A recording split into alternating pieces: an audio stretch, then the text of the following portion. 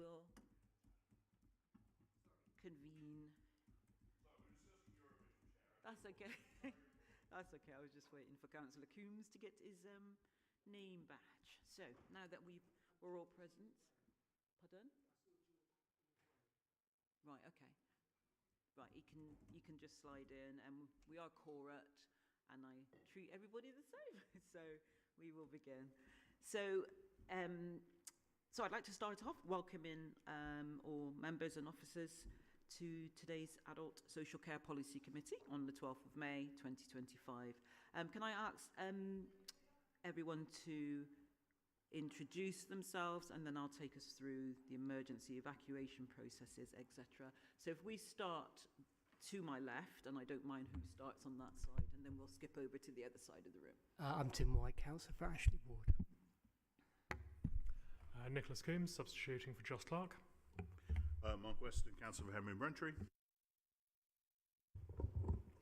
Councillor Louis Martin, Labour Councillor for Froome Vale. Councillor Carol Johnson, Labour Councillor for Hawfield.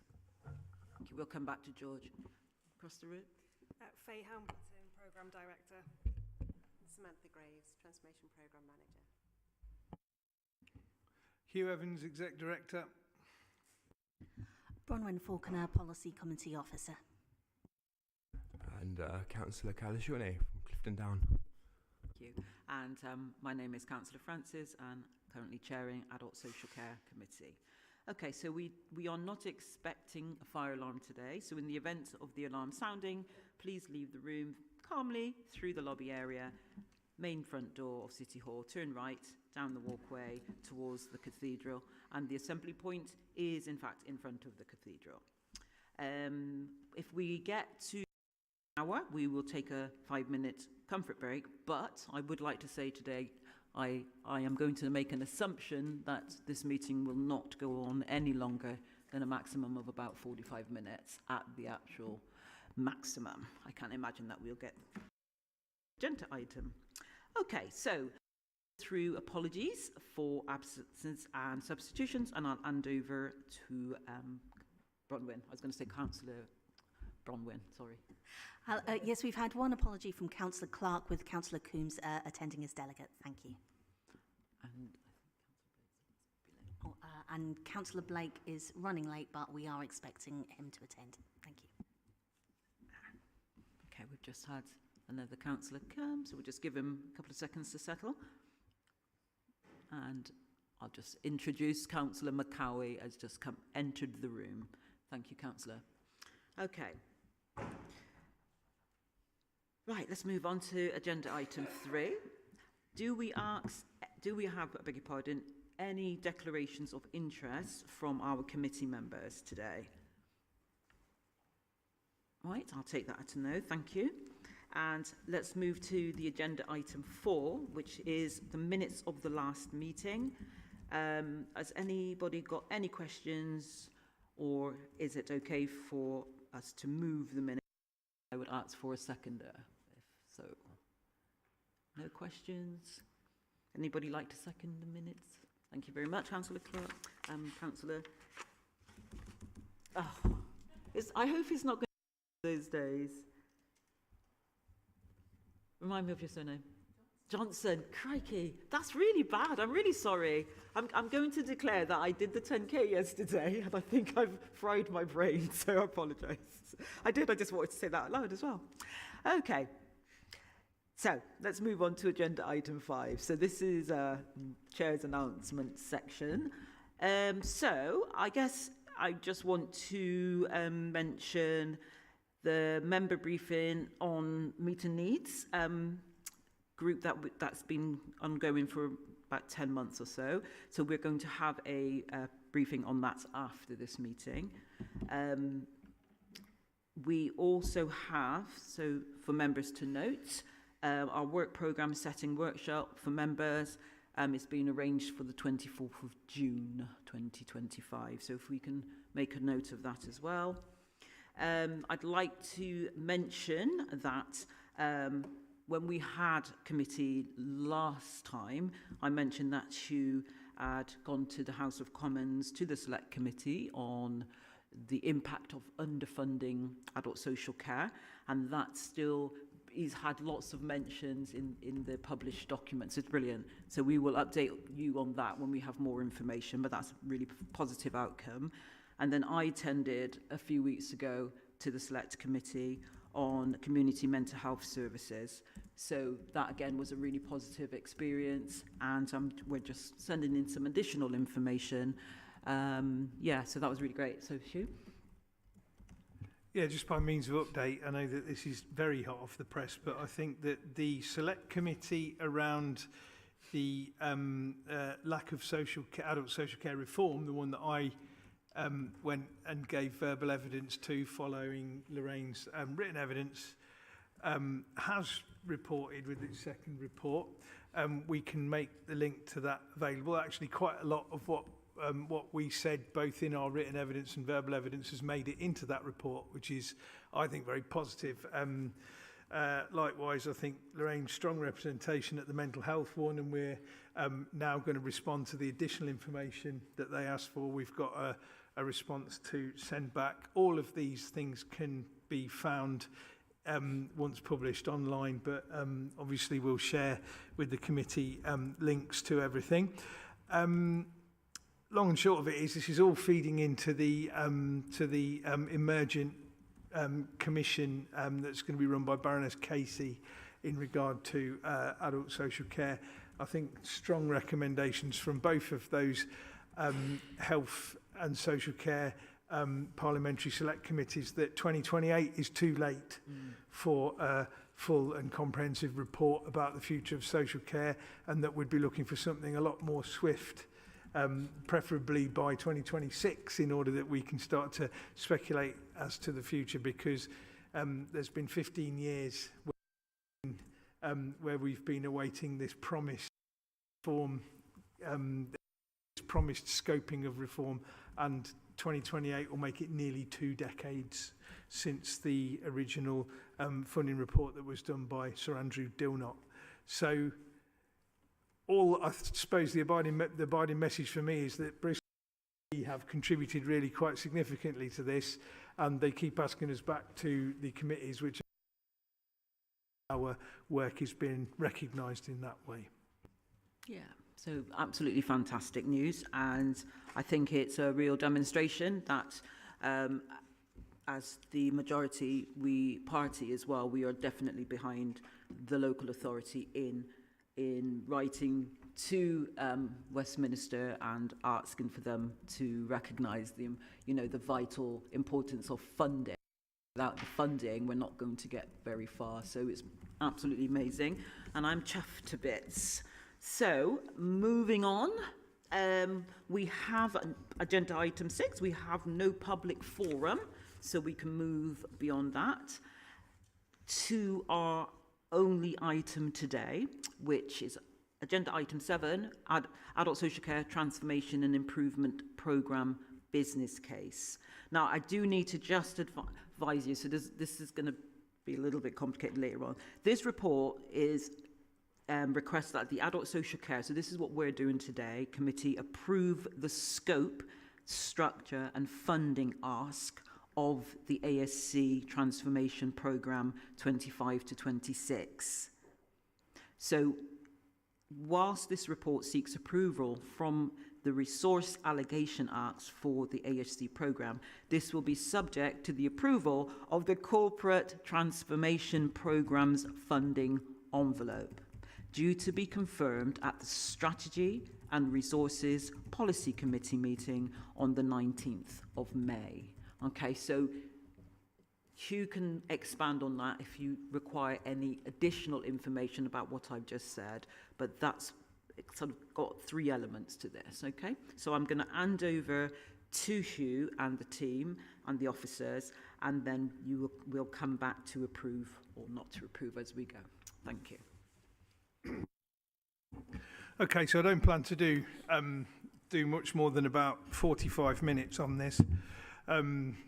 Me talking, that is. No. It should be over in a few minutes. So the long and short is that this is actually a qualitative conversation which demonstrates how the committee system's actually lending greater kind of plurality and involvement in this kind of decision making. In the past, the entirety of the transformation programme budget would have gone to Cabinet and been approved in that context, and then subsequently there would have been a conversation at Adult Social Care Scrutiny Committee about the detail. But actually now, this committee is part of the process of ratifying it. It's opportune for us that the meetings have fallen into line so that we actually are doing our bit of this prior to the Strategy and Resources Committee. So what you basically have here today are the proposals for the funding for the Adult Social Care Transformation and Innovation and Transformation and Improvement Programme work for the next financial year. Now, those proposals have been approved corporately by officers in the Corporate Leadership Board, right? So they're for you now to comment upon and to discuss, and then beyond that, ask any questions that you have, and then beyond that, it will go to Strategy and Resources on, I think, the 15th or 17th. Sorry, one of those 2 dates, whenever the next Strategy and Resources Committee is in a few days' time. Right, I just had a message. So is there any way to explain the ARCs again in a really kind of sort of easy read method? Yeah. So in a nutshell, this is what we're trying to do today. Thank you. Okay. Yes. Okay, so the programme budget, we've got a business case for this programme that outlines the scope and structure of the programme, savings targets, delivery milestones, non-financial benefits, etc. All of the ways in which this programme of transformation and improvement will deliver what we need it to. So that's for 2 reasons. The first reason for that is so that we can improve our service in the way that we have been doing for the last few years. This is a long-term plan in order that we can provide better and more person-centred services to people closer to homes within their communities. That's the first main reason for this. The second main reason is that, like pretty much all councils in the country, we're financially very challenged and we need to live within a specified budget. So whilst we have had growth in the adult social care budget this year, we still need to make some efficiencies to the tune of just around £14 million. So what this transformation and innovation piece does is it explains how we're going to try to improve the way that services and support are delivered in the city for the eligible people, but also how we're going to make efficiencies to the tune of that £14 million. And the programme budget that we're asking for approval of is just over £2.7 million. So what we're asking for, what we're asking for today is for you to note the fact that we're requesting approval for £2.72 million of programme budget. And that is so that we can deliver against the savings target of £4.3 million, and that we can address our remaining MTFP savings of around £10 million. So put that 4 and that 10 together, you've got the 14, which I mentioned before, and this 2.72 is going to enable us to deliver that 14. Is that fair? Right. So there's a range of different elements to this activity, and we can go into as much detail as people want, well, within reason. But the long and short of it is that that we work, as you get the transformation reports with regularity coming through this committee, and we're working in 4 separate areas of activity. The first one is about managing demand. So that's about ensuring that people get services or support or advice and information that they need as early as possible in their journey so that it avoids their circumstances getting out of control and them needing higher level services unnecessarily. So that can be people who are in the community who've got some concerns.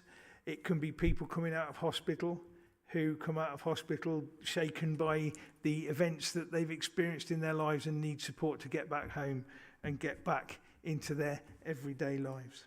So there's a few ways in which we're looking at doing that, but in doing it, we need to make sure that we support people at the right level and don't over-support them, which can be just as damaging as not giving them enough. We've got to get the balance just right in order that we support people in the right way. So there's quite a lot of different elements of work that go into that, and they are outlined in this report. The other area another broad area we're looking at is about managing supply. So that was about demand. That's what people need and how we meet what they need. The supply is about what's available to meet those needs. And there's a lot of activity in Bristol that comes under our mantle, over £200 million a year's worth, that is organised in order to meet the needs of people eligible for adult social services. So quite a lot of that is commissioned. It's what we buy from the care market. And so what we need to do is ensure that we buy that at a fair price so that we don't get, how can I say it in a prudent way, so that we don't get so that we don't pay too much for care from over-enthusiastic providers who are trying to take more money from us than perhaps they deserve. There isn't a fair cost of care. That's the first bit. The second bit is to ensure that there's sufficient care of the right type in all of the communities of the city so that people can get what they need where they are, because it's evidently cheaper and more effective for people. They prefer it if they remain in their own communities and they don't, if we failed, if we have to send someone to another part of the country to receive a high-level service, we should be supporting the development of those kinds of services in the parts of Bristol where they're going to hit the mark. And also, as part of managing supply, there's an element in regard to the services that we directly provide, which is our in-house provider services, but more of that will come to subsequent committee meetings. There's two other areas that we're looking at. Digitalisation. You've heard the government talk about the 3 shifts in the NHS, from hospital to community, from treatment to prevention, and from analogue to digital. And we think there's a lot we can do to improve our activities and improve our efficiency by being taking advantage of the digital solutions that are readily available to us. And so we're learning from best practice and doing work in that regard. And then another big area is how we work with the NHS. Now, obviously, at the moment, you'll have seen the news and you'll have heard that the NHS is in disarray because of the proposed restructures. That happens to us locally here in regard to integrated care boards, ICBs, because all over the country integrated care boards have got a document that's been produced called the Blueprint that they're all working through to try and work out what their configuration is going to be in the future. And there's a moving around within the NHS as to the who does what. And it's probably quite necessary because the NHS was quite heavy end before, but we have yet to see how that's going to pan out in regard to Bristol. But one thing that I'm committed to, and that we are in adult social care more broadly in the council, is that it's fair, that our relationship with the NHS is fair, that we have a fair split of cost when it comes to the services and support that we buy jointly. So they're the main areas of activity. And there are a number of areas that we are showing in the report in regard to what benefits we think we're going to deliver in regard to that 2.72 million of investment that we're asking for. But in the main, aside from striving for financial balance, we want to improve our partnerships with the NHS and develop along the neighbourhood health lines, which is one of the big prescriptive government drives of the moment. Integrated care, I've called it in the past for the last 25 years, but it really is time that we crack the integrated care nut. We need to do a strategic review of our in-house provider services. You'll hear more about that, as I said, later in subsequent committees. Through our target operating model work, we're modernising adult social care service delivery. That's work for this year. We're looking at artificial intelligence and looking at ways in which we can use transcription technology to save people hours and hours of writing stuff up, because some of these things like Magic Notes and Copilot, the Microsoft solution, are actually very efficient at working through and writing up minutes for meetings. People in other places nearby, Swindon and Wiltshire, their staff really love those solutions, and so we're trialling some of those. We're looking to support people more effectively at the front door and help people to avoid escalation into ill health and dependency and further service use. We've got some significant moves that we're doing to nationally innovative moves to improve our housing offer for people with complex care and support needs. And through that, we are developing specialised supported housing, which is all about getting the built environment and the services necessary for people in the city near to their home. So if people do need high-level services, or if they need a lot of support to live independently, we can provide it for them. It just so happens that if we do that right, it actually is considerably more cost-effective as well. So it's win-win-win, really, if we do that. So I'll stop there, but this outlines all of those activities. And what I think we want the committee to do is to support our part of the broader corporate transformation fund ask, which will be going to strategy and resources 19th, is it? 19th of May. Thank you very much, Chair. Right, thank you, Hugh. So, it's a long report. Does anybody have questions to start us off with this? Because you may or may not have questions. Okay, so we have, Councillor Y, is it? Councillor Weston, were you next? Okay, right. So, Councillor Y. Yeah, thanks for that, Hugh. I think it's very comprehensive. There's just a bit when I was reading it through that perhaps was missing for me was the aspiration for debt recovery. So maybe if you could say a little bit more about that. I mean, how much is it? Where the debt is? Is it just charges on homes and stuff? And also kind of what some of the solutions are to it. Excuse my cold. Thank you, Councillor. Do you want me to get the questions, or do you okay, want it's to up to you. one at a time? Your chair. Councillor Coombs? Thank you. Different topic. Essentially, the ask here is for £2.7 million to spend on a transformation programme, but I haven't seen in the papers how that's broken down. I see a breakdown of the potential savings coming out the other end, but I don't see any proposals for how £2.7 million is to be spent on delivering those. Related to that, I see mention of the People 2 consultancy that have been involved in preparing this. Are they going to be commissioned to deliver outcomes for us in the transformation stage? And without a breakdown in costs, how do we know that our money is being spent appropriately and that having invested extra, we're actually going to make savings at the other end? Semi-related to that, the benefits list in section 12 includes the savings of 4.8 that we talked about earlier, but doesn't include the commissioning savings of 8.9 million that are included at section 9.3, whereas Hugh, you did talk about those in the round, but they weren't listed completely in the list of potential benefits. Right, thank you. I think you should answer those two questions. I won't write any more. Well, to start with, if it's okay, Councillor White, I think we'll try and address Councillor Coombs' questions first. Yes, the scheduling, I think it is in the business case, but it isn't in the report. But I don't know if people have had the business case. So, but anyway, I don't know whether you could. We got Faye and Samantha who are the leads on this, and I don't know whether a brief verbal overview of is that possible, or am I really chucking you under the bus there? That's very okay. So if Samantha, you might do that. Just very briefly before that, People 2 were part of us we did commission for a period of time for some of the formative activity, and some of the information that they provided has become the kind of grounding of this, but they won't be involved in this work anymore. We are going to be delivering this in-house from now. Okay, thank you.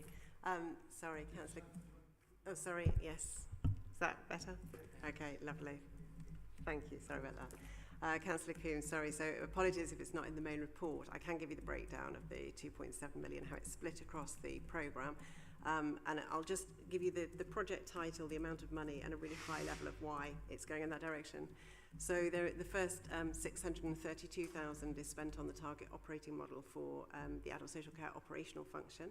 That's about us redesigning the front door, helping to make sure that we're receiving customer inquiries efficiently, we're not double-handing transfer of information and asking people to repeat their story, repeat their information again and again, which sometimes can happen when we have convoluted team structures. So we are restructuring adult social care and redesigning the underlying processes that support those transfers based on a customer journey, so focusing very much on the customer, the client in that case on the way through. The next project is listed as the digitalisation, and at the moment that has 367,000 attached to it, and that's for a combination of things. We are running some pilots, some trial evaluations of AI technology to see if we can use transcription effectively and safely to support a reduction of administration overhead for officers, and also to do some exploration work to look at additional portals and functionality in our core systems so that we maximise the use of our core systems that we already have. So we have a system, for example, called Liquid Logic Adult System. It's owned by a company called System C, and we're using that actively as a social case management system in Bristol. But there are additional features like a citizen portal that might improve us doing some more self-assessment work and more online activity. So there's work in the digitalisation space for that. Spend compliance and governance has 188,000 attached to it. That's the next project down. And that is a mini target operating model within the commissioning function and service. So focused more on the client and carer finance services and making sure that we're using systems effectively there and that we're operating again effectively and potentially doing some structure change work and a management of change piece as part of that work. There is 81,000 attached to specialist supported housing, and that's for the officer who is running and leading that programme of works. There will be, of course, capital invest to save money for some of those projects as they go through different committees. We have £34,000 attached to a direct payments review, and that's really because we want to evaluate the way that we manage our administration processes for direct payments and make sure it's being used as much as possible, really, that we're giving people that it's strong enough as an offer that social workers take it up and deliver it to people, and we give people the opportunity to take it up. So it's really a look at how we're operating with direct payments and whether there's anything we need to do, whether we're getting the value from the support functions that we've got in place at the moment there. We have 452,000 attached to the in-house provider service review. That's the review of the provider services that have been talked about in the medium-term financial plan. So there are 5 areas. There's shared lives, reablement, Redfield Lodge, community meals, and Bristol Community Links. And those are quite separate functions that we deliver services for and are likely to need a certain amount of consultation and possibly co-design with the users of those services when we reach a decision around what we want to do. The money there is high for that reason, because we think there will be a need for us to really work closely with citizens and providers and health partners and others in the discussions and the understanding of the options appraisal. That options appraisal will come back to you and back to committee for further kind of discussion and decision at a later point in time. So really it's to make sure we can do that thoroughly. And then we have 47,000 attached to Section 117 mental health aftercare support, and that's around us increasing reviews and working with health to make sure that we have the split of funding appropriately. And then we have 926,000 that's attached to programme operational staff and officers, and that includes a new initiative this year. We're bringing some of the staff, we've provided a secondment opportunity some of our social care staff to be part of the programme team to help them learn and gain the skills of change in a slightly more controlled and structured way to get and embed better results and to make sure that we get the longevity and hopefully to get to a more kind of continuous improvement and an understanding really of what's required holistically and from a helicopter view to be able to make change land in the organisation well. So we're also backfilling some posts in the organisational operational side to be able to strengthen the programme delivery team with internal staff who will be with the organisation for many years to come. So does that answer that question sufficiently? Yeah, thank you. I think it would be helpful to just put that as a table in the minutes, maybe. Written down, it's going to be in the minutes. So does that answer the question with all the data on page 22 and alongside with the officer's comment? That does answer my first question about where the money's going. Just on that, so 926,000, that's what, about 40% of the cost is on the change management programme staffing. Is that over multiple years? Sorry, it's over the 1 year. This is one financial calendar year for one financial year budget. And there are many staff within that, so a range of staff working on different elements. So some of those are people working on reporting and data. Some of that money is for HR and communications. Some of it goes to operational staff who are doing change management activity. And some of this is like the operational lead and other factors. So it's a large team, but it's a large programme of work. I mean, I can say it quite quickly and it sounds like it's just 5 or 6 things, but I'm sure you'll appreciate even the in-house provider service review is a large piece of work in itself. So it is appropriately staffed for that. Okay, just going to, Hugh's just going to jump in as well. Thank you. Yeah, thanks, Councillor Coombs. Yeah, we will provide that. Councillor Francis, as she said, we will provide that because I'm aware that people weren't writing it all down. Yes, this is, you know, our adult social services activity in Bristol City Council. As I never tire of saying in this committee, everybody else will be bored of hearing it, but because you're new, we are getting on for, well, 46% of the general fund spend of the council. You know all of this, right? So we spend over 200 million a year on care one way or the other and about 30 million on staff. So, you know, at the end of it, it's huge and it does require quite a lot of intensive activity in order to turn it around.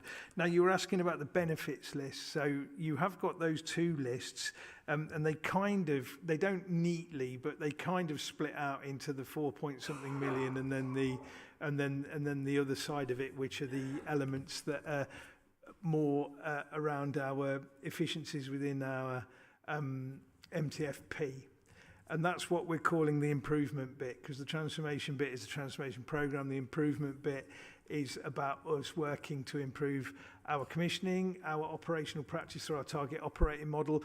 You know, target operating models in the transformation programme, but it's a massive enabler for the improvement bit. So there's so much overlap between them.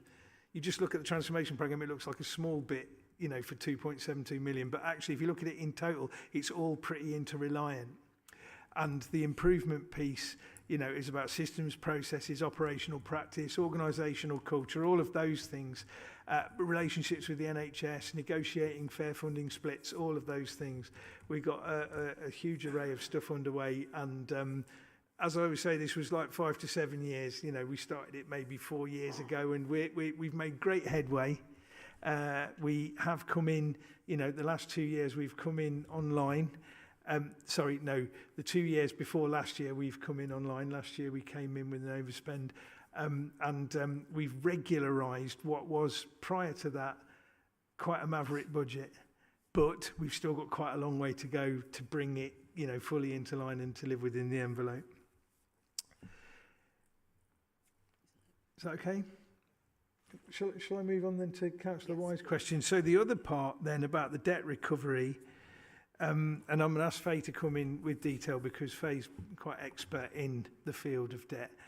But I think the long and short is that corporately, you know, we've got a big we're not alone as a council for this to be an issue, but corporately we've got a big challenge when it comes to debt. And I think a lot of councils like Bristol got into the positions that they are with debt as a product of the COVID period and then the cost of living period afterwards, where, you know, a lot of issues were laid upon councils, and, you know, some of those systems perhaps became less efficient.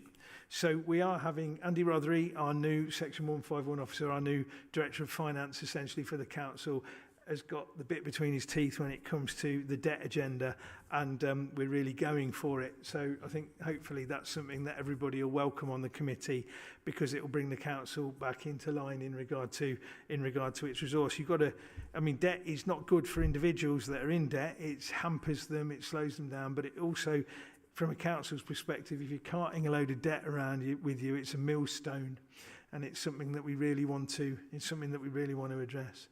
Now, adult social care debt at the moment ongoing is about 35 million, but that we have to differentiate between different kinds of things, because as soon as an invoice is raised for a particular item, that becomes adult social care debt.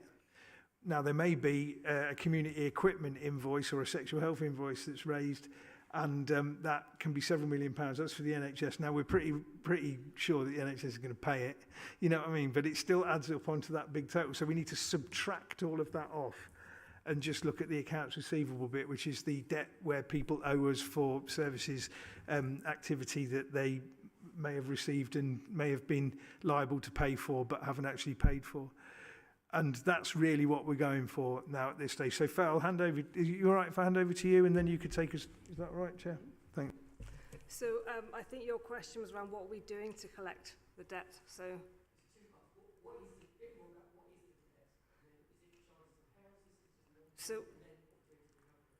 So as Hugh's explained, the debt is made up of several different aspects. So we do analysis around that. So we have a proportion of trade debts and a proportion of individual debts. So in relation to the individual debts, we have people on payment plans for that. People are paying their invoices as they arrive, or they're making payment arrangements. We're putting charges on properties. We are securing debts against future properties, and we are doing all of that work.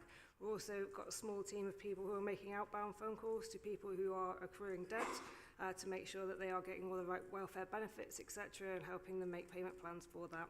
And in addition to that, we're doing a lot more work with people up front about how much they need to contribute towards their care and the likelihood they would have to do that, and helping them through the financial assessment process to ensure that we're getting invoices out in a much speedier way to make sure that people aren't accruing debt in the first place. So it's a twofold approach about trying not to accrue debt in the first place, as well as the back end trying to recover that debt.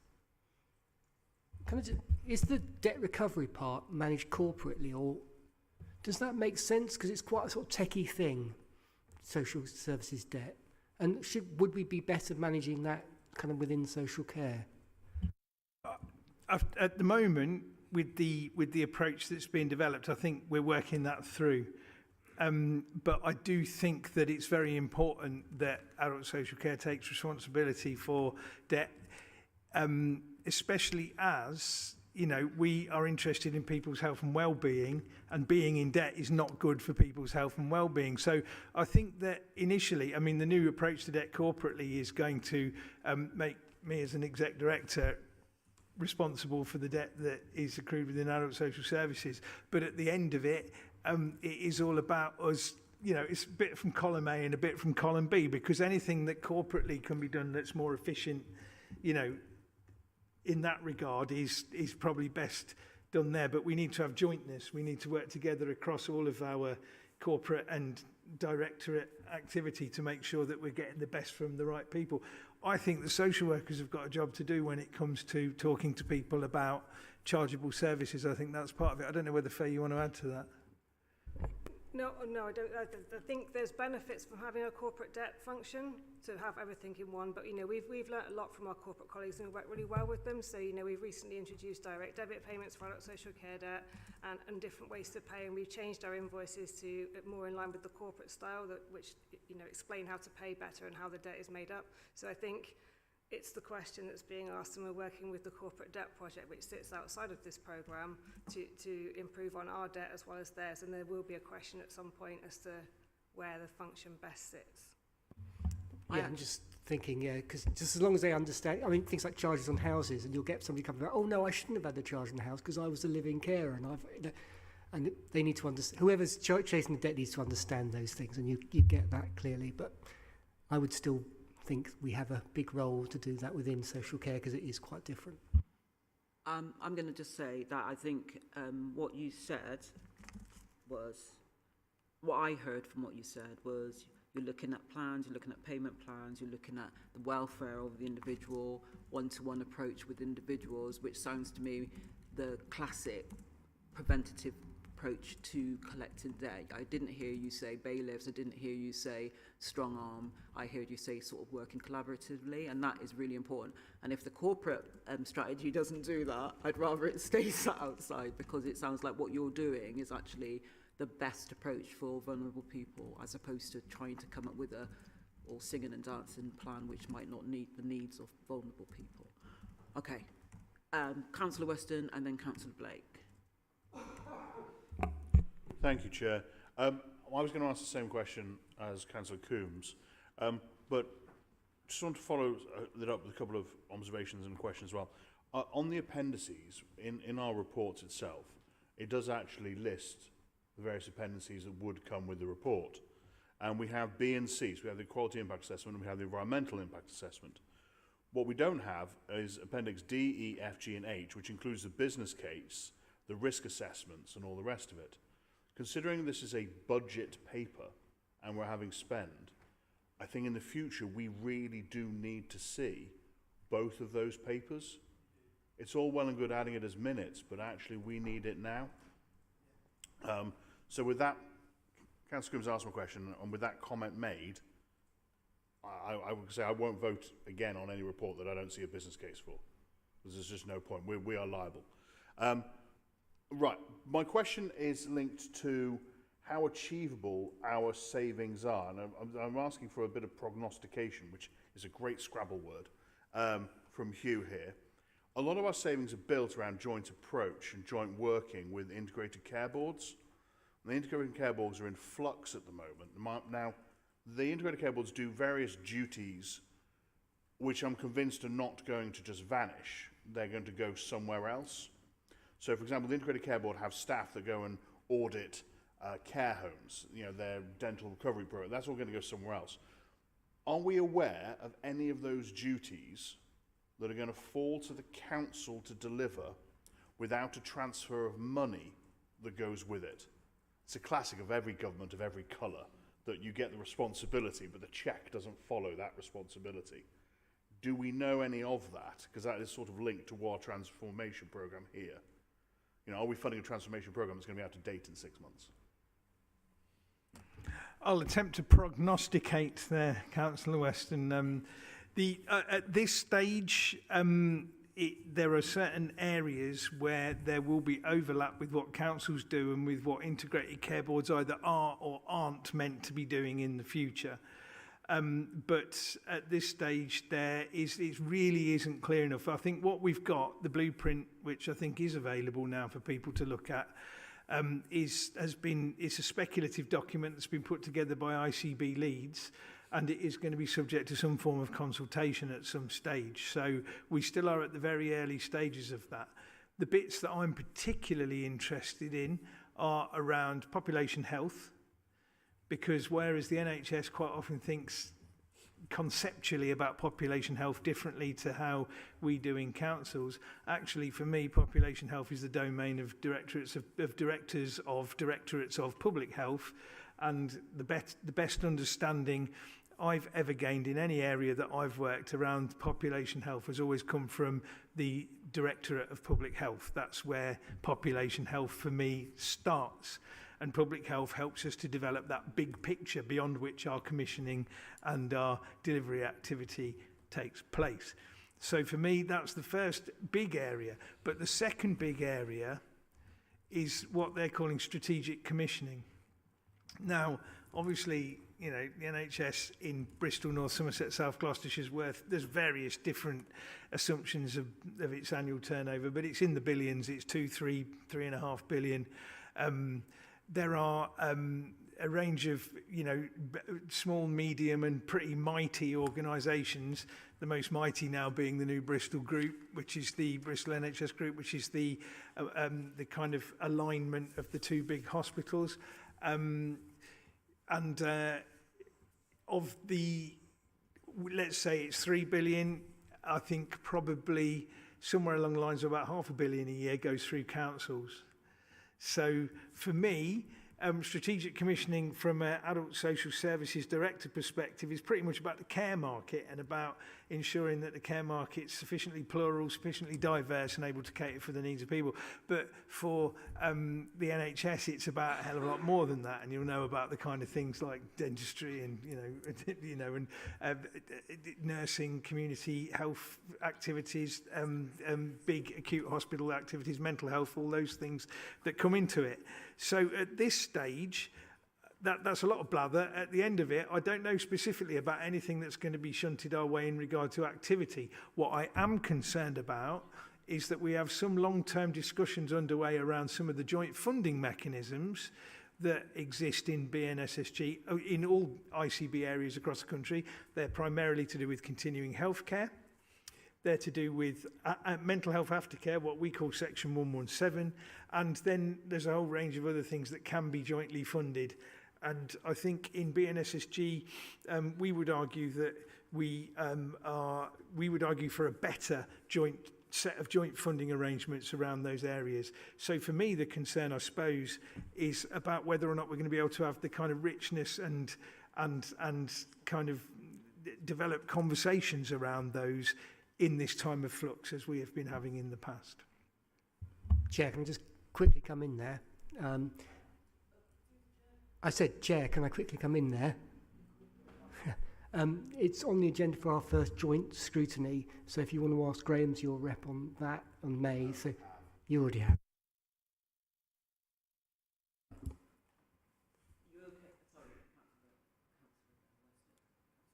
Thank you. Apologies for being a few minutes late.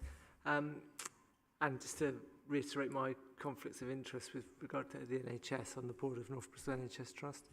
I think it builds really on the two previous comments around the data and about risk for me, because ultimately you can have the best laid plans, right, to kind of get cost savings out, and I think, you know, what we're going after is pretty good, actually, to be honest with you. I sort of feel confident around the areas that we're targeting. My worry is the sort of risk associated with non-delivery of that, and I think so it's pretty unhelpful not to see the risk plan.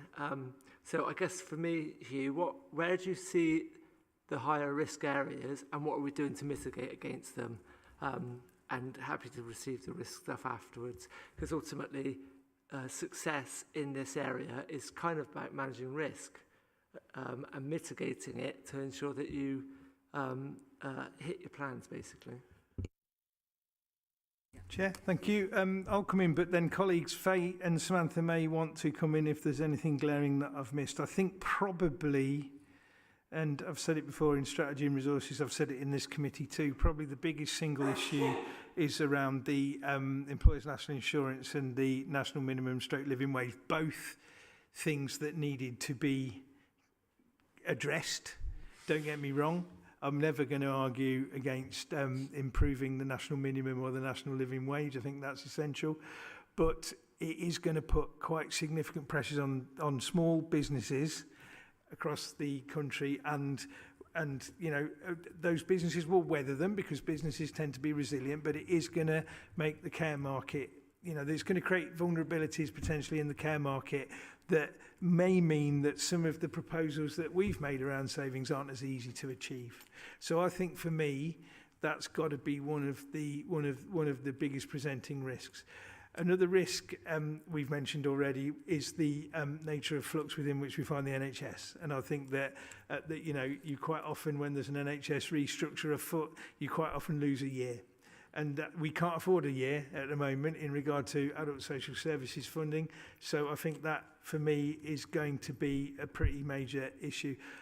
Can I ask colleagues if there's any other things you might want to add risks-wise, just broadly? Yeah, I think you've hit the main ones there, Hugh. It really is about the provider costs and the rising costs in the services.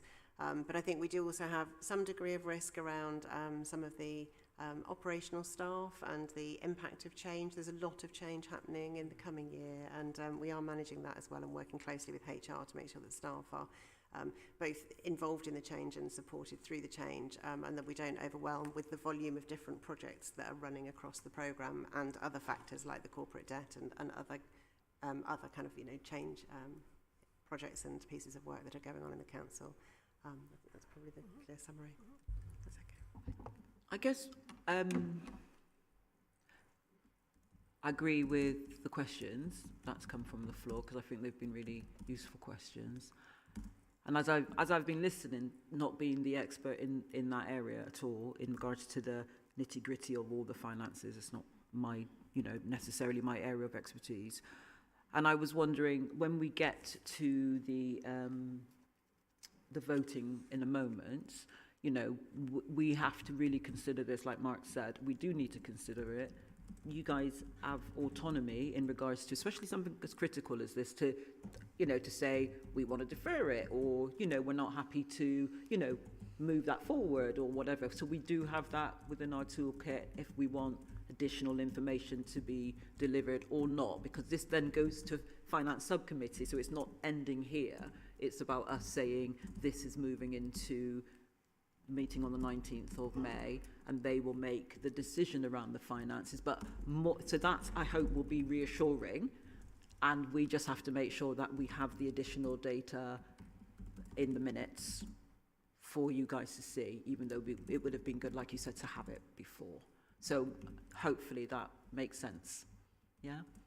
Fabulous. So the decision doesn't lie. It won't just stop here. Okay, Councillor. Just, to be clear, obviously, we don't know the outcomes of some of these reviews yet, right? Yeah. So, for me, it's, speak on behalf of my group, we're supportive of the direction. I think the question comes when we get some outcomes from some of this transformation stuff and what actually the implications are for us as a committee, but for the organisation essentially. So what I would say is we've got our support for now, and what I want to try to do is do it in a collegiate way, that we try and find solutions that we all can coalesce around. That's where I would like to end up being, but we might not be there. So for now, I think I'm supportive, and I think, to be honest with you, you've presented, Hugh, to us this set of stuff beforehand. This is a continuation of where we are. So I'm happy to support it for now, but obviously it may be different in a few months' time. But yeah. Oh, Councillor Johnson. Thank you for remembering my name. No, that's absolutely fine. On the back of what Kelvin's just said, I think there is a real issue about not knowing what the outcomes are. So I'm really pleased to hear that you're going to be running some pilots and reviewing and monitoring, because that was one of the questions that was coming up for me. But at the beginning, Hugh, you mentioned that it was a qualitative review. And quite clearly, what we're hearing is a quantitative issue. We're hearing lots about figures in terms of spending, in terms of saving or trying to make savings. And I just wonder, in terms of numbers, what the impact that might be on people who can't access the services. I am making an assumption that if we are going to reduce by that amount of money, that we won't be able to reach as many people as we previously did. Yes, good questions, Councillor Johnson. Again, what we're talking about is working within a finite budget envelope. So it's just, again, we need to spend somewhere along the lines of about 14 million less than we're projected to do, or we need to gain more income in order to cover some of that off. It's not easy, and there are a range of ways in which we can think to address that. Firstly, we can look at how we benchmark with other areas and say, are we doing things that other areas don't do? Are we doing more than other areas do? Do we need to do that much in order to fulfil our basic duties under the Care Act? The second thing is, when we do work with people, are we giving them the optimal level of care? How do we benchmark in that? I think we tend to give people a couple of hours a week more than the average when it comes to, say, for example, domiciliary care. That's not saying we're going to go and take 2 hours away from everybody. It's just for us to be aware of the fact that we benchmark quite high. You know what you do, and you look at your own activity and you think it's normal. But it's only when you triangulate with a range of other places that you realise that it might be. I think that whilst we're in this interim period, it's a good time, isn't it, for us to consider the correlations. So we're not just looking at money, but we're also looking at numbers of people who are actually able to access the services and also access at the same level, because we don't just want a tick box exercise for the service user. Absolutely right. We are acutely aware of how many people. We've got about 5,580 people accessing services. If someone seeks a service from us and they're eligible for it, then they'll get their service. That's our commitment. And at the end of it, if demand increases hugely, then we're going to have to find a way to meet that demand, because we, under the Care Act, have a duty to do that. But under the Care Act, we also have a duty to live within our budget envelope. So that's, as far as I'm concerned, there is a balance to be struck there. But at the same time, if we work qualitatively with people, if we work on a person-centred way, if we look at services closer to home rather than services all over the place, if we look at community services rather than institutional services, people will prefer it and it will be cheaper. I totally agree. Just 2 points I'd like to make that may or may not be helpful. But are we considering proactive measures as well as not just providing the service? And one thing that springs to my mind, Lorraine, is about the transition from child services, children who have those long-term needs as well. We know they're coming down the pipeline. Are we looking at what we can do to facilitate and help them and us as a service? And the last point that I'll make is just around the housing side of things. And I don't know if I've read it correctly, but is the paper intimating that we might support people getting their own properties to... Right, okay, so that's great. I'm sorry about this because my background's in social work. However, currently it's cheaper for us to buy the house and provide the service rather than carrying on currently with the current model that we have. And I know that for a fact because I've had to do the sums. I think we're running a bit short of time, but just very briefly, very much that's our intention. It's often said that that housing first is the solution to people's problems. I'd like to say that in the last 2 years, there are more than 60 people who've come out of institutional care settings and into their own accommodation through our work. We, as a council, remember, have got about 28,000 council houses. I think that's right. Maybe wrong. Sorry if I'm wrong, housing colleagues. I should know. But we've got thousands of properties, and we do use them in order to support people.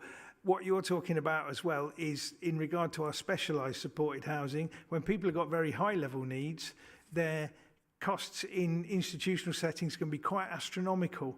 But actually, if we can develop with our local registered providers, social landlords, if we can develop with specialist registered providers bespoke accommodation or the type of accommodation they need, then we really will get a much better bang. I for think our it, and book final people point is, referring. I think it's really important defining line, because there are some people that may be able to afford the, you know, buying a property with support, and then there's others who just couldn't.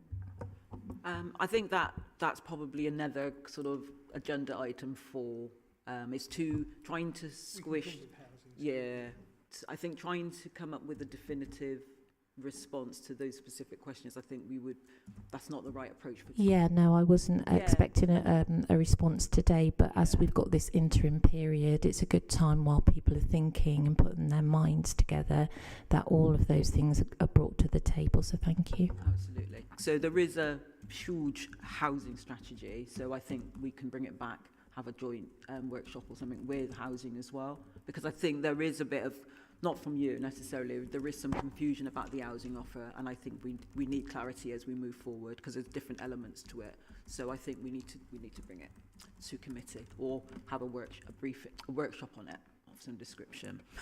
Okay, so thank you for all your questions. Does anybody have any final questions? Because it is committee and we do need to make sure we listen to everyone. Just a brief point, really. I wanted to back up and follow on from what Kelvin said. I think we absolutely need to support this collegiately. I think you're right, Kelvin, there will be devil in the detail. There's a lot of questions asked in the briefing about the in-house stuff that we had the other day. But I would also say we as responsibility for a committee, if we don't do that, we're going to have to come up with doing something else instead, because we have an overall, so the challenge is quite a lot for us. So. Fabulous. Okay. Any more questions? And then right. So this is the bit where we need to sort of come up with our votes, etc., or vote for the report. So for the clarity of the committee and for the benefit of members of the public, etc., I need to read this out to you, the recommendations, all right? So this is important because there's several of them. So I'm just going to take one at a time. And I guess if you don't understand something, just stop me then, because you're not going to remember it 10 points down the road, okay? So point 1, that the Adult Social Care Policy Committee approves the scope and structure for the 25-26 Adult Social Care Transformation Programme, which is what we've just discussed. Point 2, approves the funding ask for the 25-26 ASC Transformation Programme of 2.728.839 million, plus the contingency of 10%, which is 272,884, to be held at CLB. Subject to approval of the transformation budget by the Strategy and Resources Committee on the 19th of May 25. That the committee approves the delivery of the ASC Transformation Programme baseline savings for 25-26 of 4,303,000 as set out in the FP, subject to approval of the transformation budget by the Strategy and Resource Committee on the 19th of May.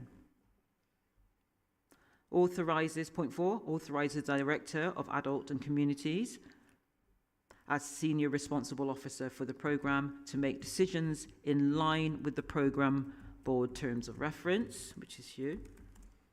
Point 5, authorises the Director of Adult and Social Communities in consultation with the ASC Policy Committee Chair, Executive Lead Member for Adult Social Care, to procure and award applicable contracts within the programme in line with the procurement routes and maximum budget envelope outlined in this report. 6, Adult Social Care notes the following anticipated milestones. ASC operations delivery of the new target operation model up to March 26. Review and recommend options for the in-house provider services in March 2026. Review and implement changes to technology uses for social work staff by March 26. Point 7. Adult Social Care notes that the programme is split between enablers for a fit for the future social care delivery and projects targeted at delivering savings. Point 8, Adults ASC notes that it is anticipated that the programme will continue beyond 25-26, subject to appropriate approvals.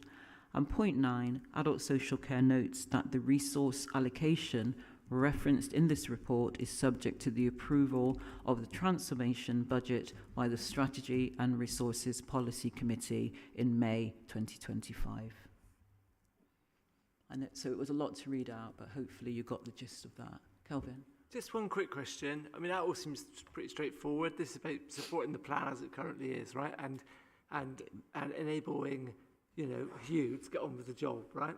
My one question would be that should there be any significant change to the programme, if identify something that you need to spend money on that hasn't been part of the programme, or the savings come back and it's not as clear, how are we going to reference back to this committee? And I don't quite know how that would be accommodated in that process. It is outside of, you know, what we'd normally see.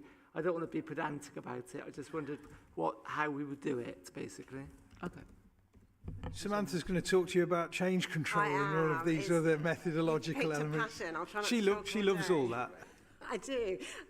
So I'm very keen on governance and control. I think that's the purpose. Good projects and programs run well when they're governed tightly and well, and when we're very transparent and clear about what we're doing, when we're doing it, how much it's costing us, and what we've delivered at the end of it. So, all of the projects are run with clear terms of reference and project boards. They feed into a program board. We feed that through the decision pathway and report now to the new CLB transformation board that's running. And then at the moment we've been producing very unappealing committee reports, I'm going to call them, and I do apologise, that's not a reference to the template, it's just that it's a bit dry, I think, the committee reporting we've been doing recently, and we are planning to improve that for you over the coming year. So when we get to the Q1 report, I think Q4 is still coming through in its old style, but for Q1 I will have a better committee report, and I expect those to come through with the updates on those quarterly reports for you. But anything that is more significant, in the same way that I would expect Hugh to be endorsing it from a change control perspective through the programme boards, I would be probably we'd be looking to take that to a separate briefing or to discuss that with you separately if there was a considerable change where a whole element of the programme was shutting down or being replaced with something else. We would come to you, I think, first before moving a considerable amount away. Is that okay? That's great. But I can talk change control for hours if anyone's really interested. Excellent. No. Thank you. Okay, so can I ask, I need to move the report and ask for somebody to seconder for the report. Councillor Blake, thank you. Right, so we've had further additional discussions unless there's any other final reports. So we need to vote, and I need to ask members to vote by hands. So I firstly need to ask for votes for those recommendations that I've just read out, first of all. So that's unanimous. Okay. So there's no against. So therefore, I'm going to declare the result of this vote that we have no abstentions. So the vote is unanimous for the report. Okay, so thank you for everybody. I said that really backward, but thank you everyone for your attendance. And we are going to move into another session, which is not going to be obviously recorded. So can we give members 10 minutes? Because I know, we've got someone calling in at 3. I know. But yeah, can you? Yeah, okay, 10 minutes, please. Yeah, I think we're going to the Bordeaux room. I've got Alan and Alan Davis and Tom Wilson online now, and they seem to be discussing things between themselves. They've been listening to the committee. They look very interested in it. So Bordeaux room in about 10. Is that all right with you, Alan and Tom? Yeah. All right. See you in a bit then.